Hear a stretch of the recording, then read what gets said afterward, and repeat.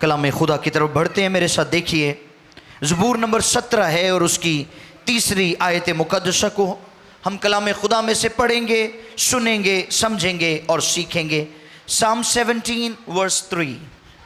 फिर सुनिए ज़बूर नंबर 17 और उसकी तीसरी आयत मुक़द्दसा। जी, कलाम मुक़द्दस में यूं रकम है, सुनिए। तूने मेरे दिल को आजमा लिया है, तूने मेरे दिल को आजमा लिया है, तूने रात को मेरी निगरानी तूने की, रात को मेरी निगरानी की, तूने मुझे परखा, तूने मुझे परखा और कुछ खोट ना और पाया। कुछ खोट ना पाया। मैंने ठान लिया है, मैंने ठान लिया है कि मेरा मुंह खता ना कि करे। मेरा मुंह खता ना करे। कलाम खुदा के पढ़े और सुने जाने पर खुदा की बरकत हो, आमीन। जो टॉपिक है, उन्वान है, वो है एक अहम और बेहतरीन फैसला। क्या? एक अहम और बेहतरीन फैसला। और ज़बूर नवीस, खुदा का बंदा दाऊद, खुदा के हुजूर अपनी दुआ को रेज करता है, अपनी दुआ को उठाता है और अपनी दुआ में कहता है कि तूने मेरे दिल को आजमा लिया है, तूने रात को मेरी निगरानी की, तूने मुझे परखा और कुछ खोट ना पाया। मैंने ठान लिया है कि मेरा मुंह खता ना करे। ये कॉन्फिडेंस है और ये कॉन्फिडेंस हमारे अंदर होना चाहिए कि जब हम दुआ में झुकें, जब हम खुदा की हुजूरी में जाएं, जब हम खुदा को फेस करें, एनकाउंटर हो हमारा खुदा के साथ, तो हमारे अंदर ये जुर्रत हो, हमारे अंदर ये दिलेरी हो कि हम खुदा का सामना कर पाएं। खौफ हमारा कॉन्फिडेंस लूज करता है, खौफ हमें पुरएतमाद नहीं रहने देता, और जब हमारा दिल हमें इल्जाम नहीं देता तो हम पुरएतमाद होते हैं। हालेलुया। जब हमारा दिल हमें इल्जाम नहीं देता तो हमें खुदा के सामने जाने में दिलेरी होती है, और फिर हम दिलेरी के साथ दुआ करते हैं, और फिर हम कॉन्फिडेंस के साथ ये बात कह सकते हैं कि तूने मुझे आजमाया है। आजमाइश के लिए दो लफ्ज इस्तेमाल हुए हैं इंग्लिश के, एक है टेस्ट और दूसरा है टेम्पटेशन। जो लफ्ज टेस्ट है उसका मतलब है कुछ देकर आजमाना, जांच करना। मिसाल के तौर पर बच्चे स्कूलों में पढ़ते हैं, कॉलेजेस में पढ़ते हैं, यूनिवर्सिटीज़ में पढ़ते हैं, तो पूरा साल उनको निसाब पढ़ाया जाता है, सिलेबस पढ़ाया जाता है, और साल के इख्तिताम पर उनका इम्तिहान होता है, राइट? और उस इम्तिहान के ज़रिए उस पूरे साल में जो कुछ उनको पढ़ाया जाता है उसकी जांच की जाती है कि इन्हें क्या याद है और क्या याद नहीं है, और फिर उसी के बिहाफ पर उनकी प्रमोशन होती है, राइट? वो अगले ग्रेड में चले जाते हैं, उनको डिग्री मिल जाती है। ठीक है, इसको बोलते हैं टेस्ट। खुदा ने अपने बंदा अब्राहम की दरख्वास्त, उसकी बीवी की मिन्नत को कबूल किया और उन्हें खूबसूरत बेटा दिया, बरकतें दी अब्राहम को। अब बरकतें देने के बाद उसका टेस्ट भी किया, उसे कहा कि अपना बेटा मेरे लिए कुर्बान कर दे। तो अब्राहम कतराया इस बात से? नहीं, उसको अपने खुदा पर इत्मीनान था, कॉन्फिडेंस था खुदा पर, भरोसा था खुदा पर, तवक्कुल था खुदा पर, और उस तवक्कुल को लेकर उसने अपने बेटे को खुदा के हुजूर कुर्बान करने के लिए भी पेश कर दिया। तो क्या खुदा ने कुर्बान होने दिया? नहीं, खुदा ने कहा तेरा इम्तिहान सी, तू पास है।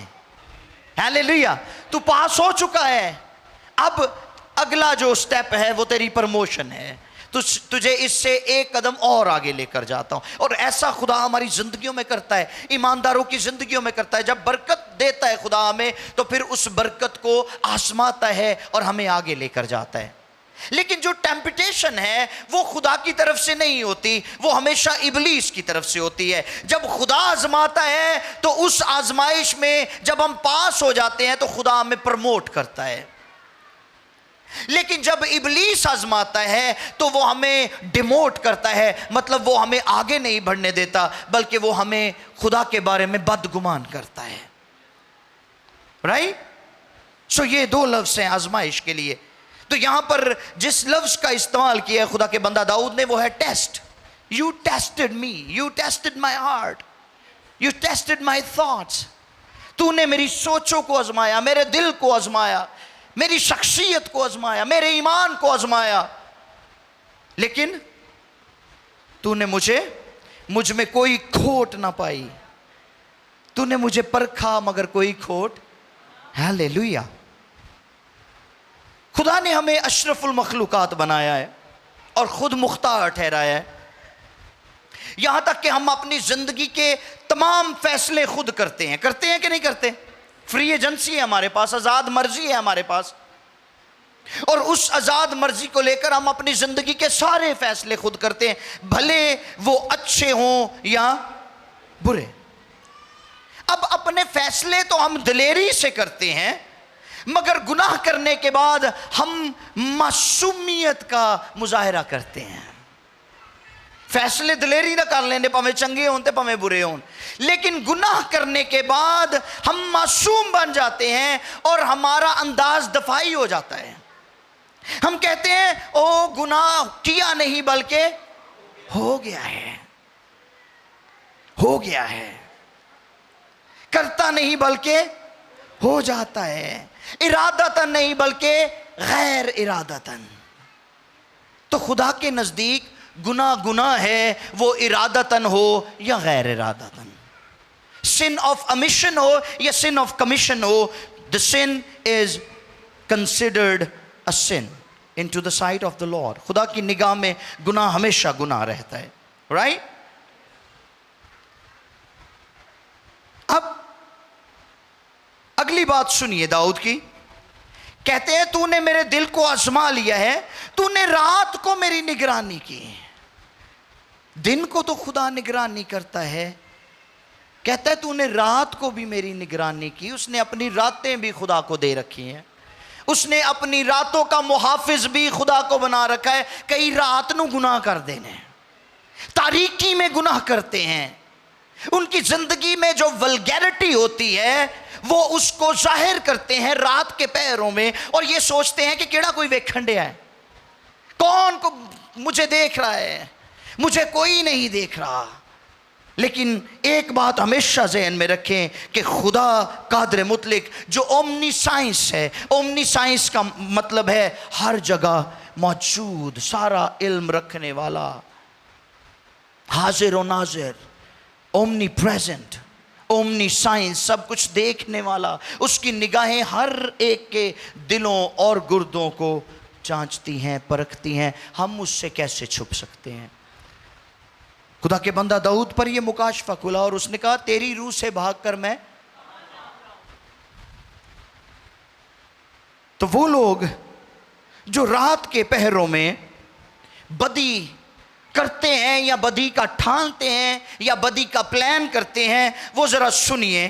खुदा के बंदा दाऊद ही फरमाते हैं ज़बूर नंबर 4 और उसकी 4थी आयत में, पढ़िए जरा, 4थे बाब की 4थी आयत मैंने बोला। थरथराओ और गुनाह ना सुने, करो। लिखा है थरथराओ और गुनाह ना करो, अपने अपने बिस्तर पर, अपने अपने बिस्तर पर दिल में सोचो, दिल में सोचो और खामोश रहो, और खामोश रहो। थरथराओ और गुनाह ना करो, अपने अपने बिस्तर पर दिलों में सोचो और क्या सोचो, यानी गुनाह दे बारे च सोच लो। वो दिल दे विच बिस्तर ते पए पए ते अपने दिल च ही रखी रखो, खामोश। अरे नहीं, इसका मतलब ये नहीं है।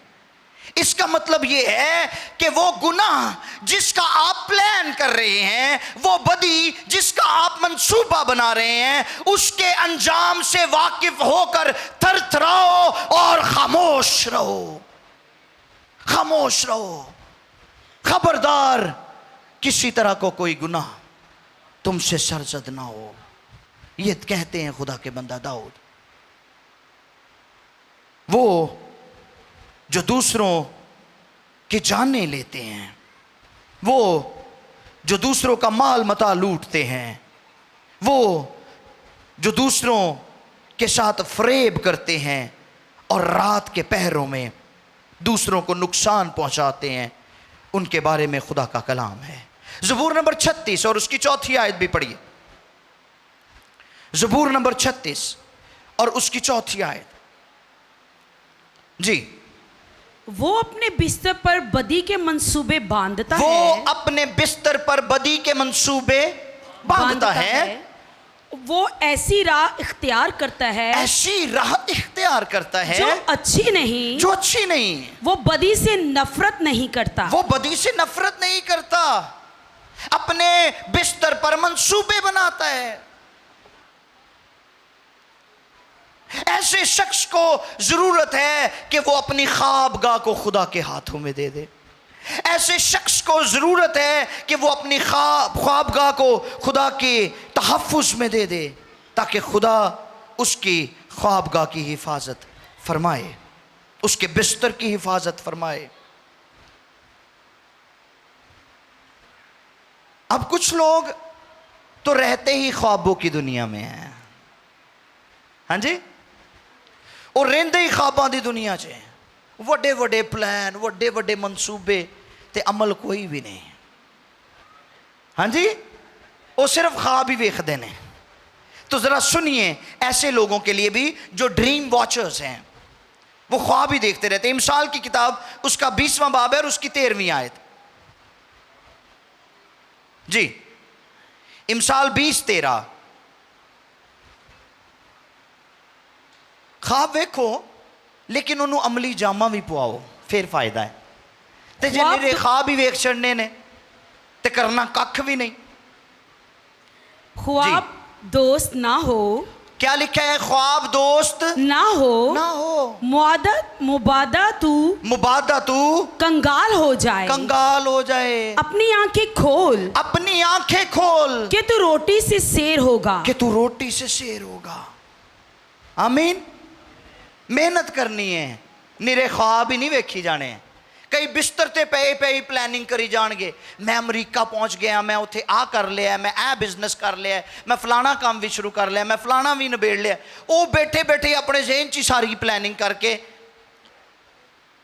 फ्री हो जाते हैं, हाँ जी। तो जो अख खोलती तो फिर उत्थे ही मंजी दे उत्ते पे होंदे ने, जिहड़े ते गद्दा भी नहीं हुंदा। समझ आ रही मेरी बात की? ख्वाबों की दुनिया में रहने वाले बाहर निकल आए ख्वाबों से। ये ख्वाब कलाम से बढ़कर आपके लिए बुत बन जाते हैं। तुसी कलाम दा यकीन करना बंद कर देंदे हो। कईयां ते यकीन ही अपने ख्वाबां ते रहिंदा हर वेले, हाँ जी। वो लभदे फिरनगे किसी ना किसी नूं, जी तुसी मेरे ख्वाब दी ताबीर कर सकते हो, मेरे ख्वाब दी तफसीर कर सकते हो, मैनू फलाना ख्वाब आया सी। उन्होंने ख्वाब ही बड़े आंदे ने, इस कदर ख्वाबों में महव रहते हैं कि उनके ख्वाब उनके लिए माबूद की सूरत इख्तियार कर जाते हैं, जो मां सिवा एक बिद्दत के और कुछ नहीं है। कलाम में लिखा, मुबादा तू कंगाल हो जाए, ख्वाब दोस्त ना बन। अब खुदा ख्वाबों के जरिए कलाम नहीं करता, अब खुदा अंदर रहता है। हालेलुया। पहले खुदा ख्वाबों के जरिए कलाम किया करता था, लेकिन हुण रब आप ही अंदर आ गया साडे। अब वो अंदर से बैठकर हमें तहरीक देता है, अंदर से बैठकर हमें ऑपरेट करता है, हमें बताता है कि हमें किस दिशा में जाना है, किस राह पर जाना है। वो खुद हमारी रहनुमाई और मुहावजत करता है। सो हमें, अगर हम चाहते हैं कि हमारा कॉन्फिडेंस, हमारे अंदर एतमाद जो है वो बिल्ट अप हो जाए, हम बाएतमाद हो जाएं, तो फिर ज़रूरी है कि हम अपनी ख्वाबगाह को खुदा के हाथों में दें। अब बुजुर्ग दाऊद ने अपना हर दिन और हर रात खुदा के हाथों में दे रखे थे। सुनिए, ज़बूर नंबर 119 उसकी 46वीं आयत, 146वीं आयत से लेकर 148वीं आयत तक पढ़ेंगे। ज़बूर नंबर 119 उसकी 146वीं आयत से लेकर 148वीं आयत तक सुनिए मुकद्दस दाऊद के बारे में। खुदा के बंदा जो बादशाह थे, जो नबी थे, जो बड़े ज़बरदस्त म्यूजिशियन थे, बड़े ज़बरदस्त परिस्तार भी थे, लिखारी थे, बहुत सारी बरकतें खुदा ने अपने बंदा को दे रखी थी। मल्टीपल ब्लेसिंग्स थी, मल्टीपल खिदमात थी खुदा के बंदा दाऊद के अंदर। सुनिए, मैंने तुझसे दुआ की है, मैंने तुझसे दुआ की है, मुझे बचा ले, मुझे बचा ले, और मैं तेरी शहादतों को मानूंगा। मैं तेरी शहादतों को मानूंगा। मैंने पौ फटने से पहले फरियाद की, सुने, मैंने पौ फटने से पहले फरियाद की। मुझे तेरे कलाम पर एतमाद है, मुझे तेरे कलाम पर एतमाद है। मेरी आंखें रात के हाँ जी, हर पहर से पहले खुल गईं, सुने, मेरी आंखें रात के हर पहर से पहले खुल गईं, ताकि तेरे कलाम पर ध्यान करूं। ताकि तेरे कलाम पर ध्यान करूं। सुन रहे हैं मेरी बात? खुदा के बंदा कहते हैं पौ फटने से पहले। पता है पौ फटना किसे कहते हैं? सुबह, हाँ, अली अल सुबह से बोलते हैं उर्दू में। सुबह सवेरे, सूरज तलू होने से पहले, सूरज निकलने से पहले को कहते हैं पौ फटना। खुदा के बंदा कहते हैं रात के हर पहर से पहले मैंने तेरे कलाम पर, ते सौंदा किदों सी फिर? जिसको हर वक्त खुदा के कलाम की, खुदा की हुजूरी की, खुदा की कुर्बत की, खुदा की नजदीकी की धुन लगी रहती है, वो सोता कब होगा? रात के हर पहर से पहले मेरी आंख खुल जाती और मैं तेरे कलाम पर ध्यान करता हूं। Hallelujah, hallelujah. फिर ज़बूर नंबर 119 ही की 164वीं आयत भी पढ़िए, 164। मैं तेरी सदाकत के अहकाम के सबब से, सुने, मैं तेरी सदाकत के अहकाम के सबब से दिन में 7 बार तेरी सिताइश करता हूं। वाओ, दिन में 7 बार तेरी सिताइश दिन करता में, बोलो जरा, दिन में 7 बार 7 बार तेरी सिताइश करता हूं। ये है दाऊद की प्रस्तिश का अंदाज। और हमारी प्रस्तिश का अंदाज क्या है? वंस अ वीक, हफ्ते च एक दिन, अतवार दा दिन प्रस्तिश करने आ, ते अगले 7 दिन उस एक दिन वाली प्रस्तिश ते भरोसा करने आ। ऐसे ही है कि एतवार नूं कर ली सी, फुल होए आ, इन्ना ही बड़ा होना, अगले एतवार फिर सही दोबारा रीफिल होने ली जावांगे गिरजे च। नहीं, दाऊद की प्रस्तिश पर गौर करें। दिन में 7 मर्तबा प्रस्तिश करता है, रात के हर पहर से पहले खुदा के कलाम पर ध्यान करता है, पौ फटने से पहले खुदा की सदाकतों का बयान करता है। हालेलुया, खूबसूरत अंदाज है खुदा के बंदा का। तो फिर कॉन्फिडेंस क्यों ना आए? हालेलुया। फिर पूरे तमाद क्यों ना हो? उसे खुदा के सामने जाते हुए शर्मिंदगी का सामना नहीं करना पड़ता, वो खुदा से छुपता नहीं फिरता, वो खुदा के सामने दलेरी के साथ जाता है, खुदा के हुजूर दलेरी से पेश होता है और कहता है कि तूने मुझे परखा है और कुछ खोट नहीं पाया, तूने मुझे आजमाया है लेकिन मैं तेरे म्यार पर पूरा उतरा हूँ। ये कॉन्फिडेंस हमारे अंदर उस वक्त आता है जब हम खुदा के हुजूर में, उसकी इबादत और प्रस्तिश में दिल लगाते हैं। आमीन। ये कॉन्फिडेंस हमारे अंदर उस वक्त आता है जब हमारा दिल हमें इल्ज़ाम नहीं देता। और बाय द वे, गुनाह एतमाद का मुखालिफ है। गुनाह एतमाद का मुखालिफ है। जो बात मैं शुरू में कर रहा था कि जब हमारी ज़िंदगी में गुनाह होता है तो हमारा एतमाद ख़त्म हो जाता है, कॉन्फिडेंस लूज़ करते हैं हम।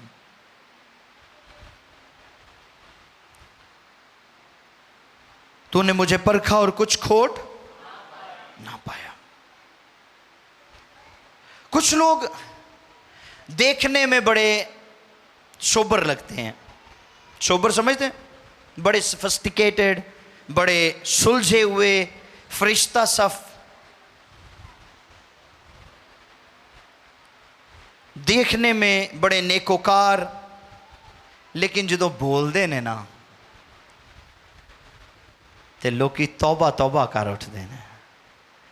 हाँ जी, एक तजर्बा हुआ होगा आपको भी ऐसे लोगों को मिलने का। देखने में बड़े फरिश्ता सिफ्त लगते हैं, सुलझे लगते हैं, नेकोकार लगते हैं, अच्छे लगते हैं, लेकिन उनकी जुबान कुफर घड़ती है। उनका दिन चुगलखोरियों से शुरू होता है और रात भी चुगलखोरियों पर इख्तिताम पजीर होती है, ढलती है। सुनिए ज़बूर नवीस क्या कहता है ऐसे लोगों के बारे में। ज़बूर नंबर 36 और उसकी 3री आयत को पढ़िए जी। Psalm 36 verse 3। उसके मुंह में बदी और फरेब की बातें हैं। सुने, वो लोग जो आप को दिखने में समटाइम्स, मैं सबकी बात नहीं कर रहा, समटाइम्स कुछ लोग ऐसे होते हैं वो वेखन ਨੂੰ बड़े अच्छे लग रहे होंगे ने, लेकिन जो बोलते ने आउटस्पोकन होंगे ने, वो मुंह फट होते हैं और उनकी ज़ुबान उनके कंट्रोल में नहीं होती, उनके ख्यालात उनके कंट्रोल में नहीं होते। ठीक, उन्होंने जो बोलना पुट्ठा ही बोलना है। तो उनके बारे में कलाम कह रहा है उसके मुंह में बदी और फरेब की उसके बातें मुंह हैं। में बदी और फरेब की बातें हैं। वो दानिश और नेकी से दस्तबरदार हो गया है। दस्तबरदार हो गया है। दानिश ते नेकी ओदे लागे भी नहीं लगदी। फिर वो अपने बिस्तर पर बदी के मंसूबे बांधता है। हाँ जी, वो ऐसी राह इख्तियार करता है जो अपने अच्छी बिस्तर नहीं पर बदी के मंसूबे बांधता है और ऐसी राह इख्तियार करता है जो अच्छी नहीं है। नहीं है। ये वो लोग हैं, और जब खुदा इनको परखता है तो फिर खोट ही नजर आती है उथे। और जिस दिल में, जिस जिंदगी में जो ख्यालात, जो सोचे खोट से भरे हुए हैं, वहां बरकत नहीं आ सकती, क्योंकि वो तो पहले ही पुरन है, वो तो पहले ही बदी से फिल हैं। तो जो बदी से पहले ही पुर हैं, वहां पर बरकत कैसे आ सकती है? पॉसिबल नहीं है। फिर ज़बूर नंबर 7 उसकी 14वीं आयत भी पढ़िए जी। ज़बूर नंबर 7 और उसकी 14वीं आयत 7:14। उसे बदी का दर्दे ज़ै लगा सुने, है। देखो उसे बदी का दर्दे ज़ै लगा है, बल्कि वो शरारत से बारवर तनूर हाँ जी हुआ और उससे झूठ पैदा हुआ। वो शरारत से बारवर हुआ और उससे झूठ पैदा हुआ। सुन रहे, कईयां नू बदी दा दर्द लगा हुंदा है। उन्होंने बदी करनी, तुहाडे नाल तुसीं जिन्नी मर्जी नेकी कर लो, उनसे तवक्को ना रखें अच्छाई की, तवक्को ना रखें नेकी की। उन्होंने करनी बदी है, जो मर्जी तुसीं करते रहो। लेकिन अब यहां पर हमारा रवैया कैसा होना चाहिए? अगर कोई हमारे साथ बदी करता जाता है, तो क्या हम उसके इव्ज उनके साथ बदी करें अक के, या ये सोच के कि जी तुसी ते बदी कर दियो तो फिर असी भी तुहाडे वर्गे ही हो जाने हैं? नहीं, हमें बदी के इव्ज भी नेकी करनी है। हालेलुया। क्योंकि कलाम में लिखा है जो कोई नेकी करना जानता है और नहीं करता वो गुनाह करता है। तो अब वो शख्स जो आपके खिलाफ बदी कर रहा है, आप भी उसके खिलाफ बदी करेंगे तो फिर आप भी उसके साथ गुनाह में शरीक हो जाएंगे। तो कलाम तो हमें इजाजत नहीं देता, राइट? गुनाह का असर क्या होता है हम पर? जो कोई नेकी करना जानता है और नहीं करता वो गुनाह करता है। तो गुनाह का असर क्या होता है? सुनिए, ज़बूर नंबर 44 है और उसकी 15वीं आयत, Psalm 44 वर्स 15। गुनाह का असर क्या होता है? मेरी रुसवाई दिन भर मेरे सामने रहती मेरी रुसवाई दिन भर मेरे सामने रहती है और मेरे मुंह पर शर्मिंदगी छा गई। और मेरे मुंह पर शर्मिंदगी छा गई। ये गुनाह का असर है। जिसकी जिंदगी में गुनाह होता है वो शर्मिंदा ही रहेगा हमेशा। उसके अंदर कॉन्फिडेंस नहीं आ सकता, उसका एतमाद बहाल नहीं हो सकता, ना उसके अंदर एतमाद आ सकता है। वो शर्मिंदगी और अफसुर्दगी में वक्त गुजारता है, जिंदगी गुजारता है। उसका दिन भी शर्मिंदगी में गुजरता है, रात भी शर्मिंदगी में गुजरती है। कभी भी खुदा के सामने जाने का कॉन्फिडेंस नहीं होता उसके अंदर। आदम और हवा जब तक गुनाह से मुबर्रा थे, कलाम में लिखा है वो ठंडे वक्तों में खुदा के साथ रूबरू बातें करते थे। लेकिन जो ही उन्होंने खुदा का गुनाह किया, वो अपने आप को छुपाने लगे। मतलब शर्मिंदगी ने, गुनाह ने, खौफ ने उनको खुदा से दूर कर दिया। तो ये गुनाह का असर है। गुनाह के बाइस हमारी जिंदगी में से एतमाद चला जाता है। फिर अगली बात क्या कहते हैं खुदा के बंदा? मैंने ठान लिया है कि मेरा मुंह खता ना करे। अब ये फैसला है। टॉपिक मैंने क्या बताया था आपको? एक अहम और बेहतरीन फैसला। वो कहता है तूने मुझे आजमाया है, मेरी ख्वाबगाह की तूने हिफाजत की है, तूने मुझे परखा है लेकिन कोई खोट नहीं पाया। इसका मतलब है मैं आकड़ आकड़ के फिराऊं। कई बपतिस्मा ले लेंदे ने तो फड़े नहीं जाते हो। पाखरू का बपतिस्मा हो जाए तो किसी को कुछ समझते ही नहीं। दुआ करनी आ जाए तो वो तां नहीं फड़े जाते, तो जे कलाम सुनाना आ जाए तो फिर बिल्कुल ही नहीं फड़े जाते। ठीक, लेकिन दाऊद ऐसा नहीं है। वो कहता है भले मैं तेरे हुजूर पुरएतमाद हूं, मेरी जिंदगी में गुनाह नहीं है, तूने मेरे अंदर कोई खोट नहीं पाया, तूने मुझे परखा है और मैं कामिल निकला हूं, फिर भी मैंने ये ठान लिया है कि आइंदा को भी मैं अपने मुंह को बाज रखूंगा, आइंदा भी खता ना करूंगा। ये वन टाइम का काम नहीं है कि एक बारी बपतिस्मा ले लिया है तो तुसी समझो कि हुण बस पक्कीजगी दे अमल चो गुजर गए हैं तो इट्स ओके। नो, बपतिस्मा लेना ज़रूरी है, पाकरू में शामिल होना ज़रूरी है, लेकिन तकदीस का अमल हर रोज़ का अमल है। हर रोज़ हमें तकदीस के अमल से गुज़रने की ज़रूरत है। हर रोज़ हमें हम्बली खुदा के हुज़ूर ये दरख्वास्त करनी है कि जब तक हम इस बदन के अंदर हैं, खुदावंद खुदा तू हमें संभाल, ताकि हम अपने मुंह से, अपने सोचों से, अपने ख्यालात से, अपनी आँखों से, अपने जिस्म से तेरे खिलाफ गुनाह ना कर सके। आमीन। पूर नंबर 45 उसकी पहली आयत और उसका तीसरा हिस्सा, उस पर हम फोकस करेंगे। जी। मेरे दिल में एक नफीस मजमून जोश मार रहा है। मेरे दिल में एक नफीस मजमून जोश मार रहा है। मैं वही मज़ामीन सुनाऊंगा जो मैंने बादशाह के हक में कलम बंद किए हैं। राइट।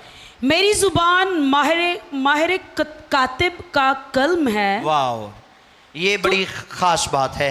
मेरी ज़बान माहिर कातिब का कलम है। तू बनी आदम में सबसे हसीन है। Thank you so much. तेरे होंठों, ज़बूर नवीस बनी कूरा का ये ज़बूर है और उसने लिखा है कि मेरी जुबान माहिर कातिब का कलम है। माहिर कातिब क्या होता है? इसको इंग्लिश में बोलते हैं रेडी राइटर। बहुत सारे लोग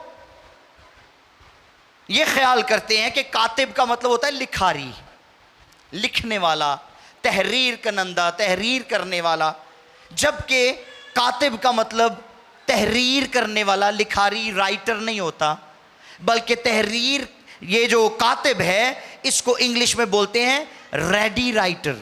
रेडी राइटर का क्या मतलब है? खुशनवीस। पता है, असी जो छोटे होंदे सी ते स्कूलों दे विच तख्तियां लैके जांदे सी। ठीक, उस्ताद जी नूं कहीदा सी, उस्ताद जी पूरने पा दो इरते, याद भाजी? पूरने पा देंदे सी। वो कच्ची पेंसिल के साथ लिख देते थे और फिर हम कलम के साथ उसको स्याही में डबोकर उसको ऊपर ऊपर लिखते थे, उसको नीट करते थे ताकि हमारी लिखाई ऐसी हो सके। हम उसको खुशखत करते थे। तो ये जो खुशनवीसी है, ये ज़बूर नवीस बनी कूरा कहता है मेरी जुबान जो है ये खुश नवीसी का काम करती है। सुनिए, ये बड़ा ख़ास थॉट है जो मैं आपके साथ शेयर करने जा रहा हूँ। हमारी जुबान हमारी सोचों की खुशखती करती है। हमारी जुबान हमारे दिल की नुमाइंदगी करती है, हमारे दिल को खुशखत करती है। जो कुछ आपके जहन में चल रहा होता है, जब तक आप उसको जुबान पर नहीं लाते वो किसी दूसरे तक बात पहुंच नहीं सकती, वो ताड़े अंदर अंदर ही रहती है। जब तक बात दिल में है वो दिल में ही रहेगी, जब तक बात ख्यालात में है, सोचों में है, वो सोचों में ही रहेगी। लेकिन जिदों जुबान ते आएगी अगले बंदे तक उदों ही पहुंचनी है। सो हमारी जुबान खुशखती का काम करती है, खुशनवीसी का काम करती है। ये हमारी जुबान रेडी राइटर है। ताड़ी जिंज दी सोच है उन्हों तस्वीर बना के पेश कर देंदी है जुबान। ठीक, लफ्ज़ मार डालते हैं कलाम में लिखा है, मगर रूह जिंदा करता है। इसलिए जुबान का इस्तेमाल सोच समझ के किया करें। क्या कहता है ज़बूर नवीस? मैंने ठान लिया है कि मेरा मुंह खता ना करे, क्योंकि जुबान खुशनवीसी का काम करती है, हमारी सोचों की, हमारी सोच की अक्कासी करती है। याकूब रसूल इस जुबान के बारे में क्या कहते हैं? 3 बाब है, 3 आयत से लेकर 8वीं आयत तक पढ़िए। जब हम अपने काबू में करने के लिए घोड़ों के मुंह पर लगाम दे देते हैं, हाँ जी, जब हम घोड़ों को काबू करने के लिए उनके मुंह में लगाम दे देते हैं, तो उनके सारे बदन को भी, तो मुंह में लगाम देने से घोड़े का पूरा बदन हमारे घुमा सकते हैं, कंट्रोल में आ जाता है, जिधर नु मर्जी लाई फिरो। तो जी। उनके सारे बदन को भी घुमा सकते हाँ हैं। जी। देखो, जहाज भी अगरचे बड़े बड़े होते हैं, बड़े बड़े होते हैं और तेज हवाओं से चलाए जाते हैं, तेज हवाओं से चलाए जाते तो हैं, भी एक नहायत छोटी सी पतवार छोटी सी पतवार के जरिए से मांझी की मर्जी के मुआफिक, मांझी की मर्जी के मुआफिक, घुमाए यानी जो उसका जाते हैं। कैप्टन होता है वो उसको घुमा लेता है। मांझी की मर्जी के मुआफिक हाँ जी। घुमाए जाते हैं जी। इसी तरह जुबान भी, सुन ले, इसी तरह जुबान भी एक छोटा सा उज्व है, छोटा सा उज्व है और बड़ी शेखी मारती है, और बड़ी शेखी मारती है। देखो, थोड़ी सी आग से, हाँ जी, थोड़ी सी आग से कितने बड़े जंगल में आग लग जाती कितने है। बड़े जंगल में आग लग जाती है।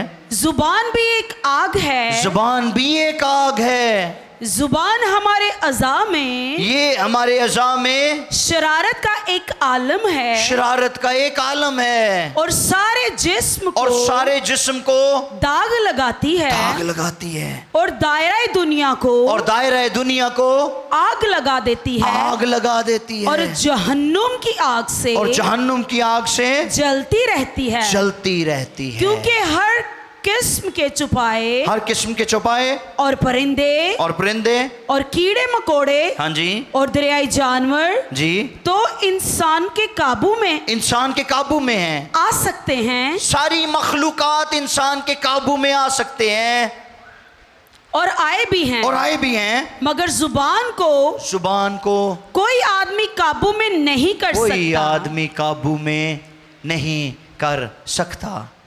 वो एक बला है, हाँ जी, जो कभी रुकती ही नहीं, ये बला है, ये रुकती नहीं, जहरे कातिल से भरी हुई है। इसी से हम खुदावंद और बाप की हमद करते हैं, और इसी से आदमियों को लानता भी पाने हैं, जो खुदा की सूरत पर पैदा हुए हैं बद्दुआ देते हैं। ऐसे दे नाल असी खुदा दी प्रस्तिश करने आ, ऐसे दे नाल असी लानता पाने आ दूजियां ते।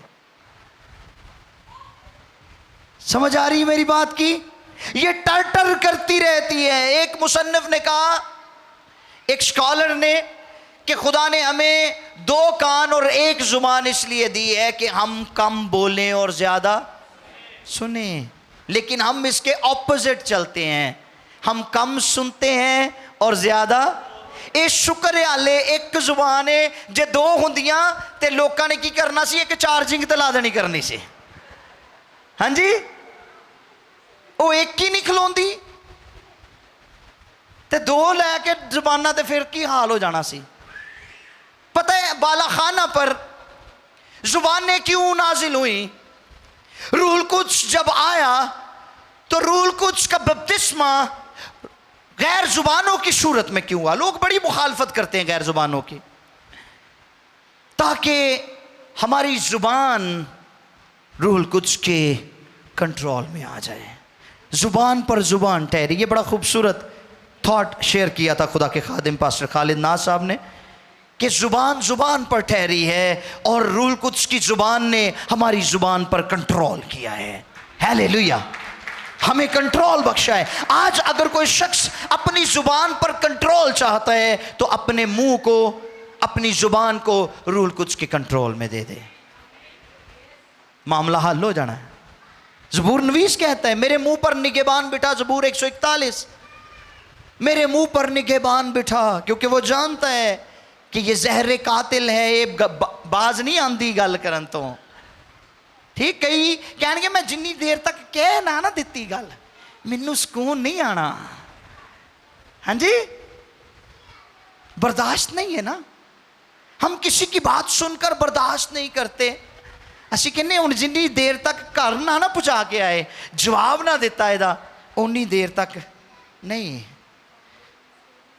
हमें इसको कंट्रोल करना है और इसको कंट्रोल खुदा का पाक रूह कर सकता है। आमीन। मत्ती की इंजील 12वें बाब की 37वीं आयत में लिखा है, जुबान हमें रास्तबाज भी ठहराती है और गुनहगार भी ठहराती है। तेरे मुंह की बातें ही तुझे रास्तबाज और तेरे मुंह की बातें तुझे गुनहगार, कसूरवार ठहराएंगे। हमारी जुबान को फ़कत खुदा काबू कर सकता है और हमें इसके लिए खुदा के हुज़ूर इल्तमास करनी है कि खुदा हमारी ज़ुबान का, हमारे मुंह का ज़िम्मा ले।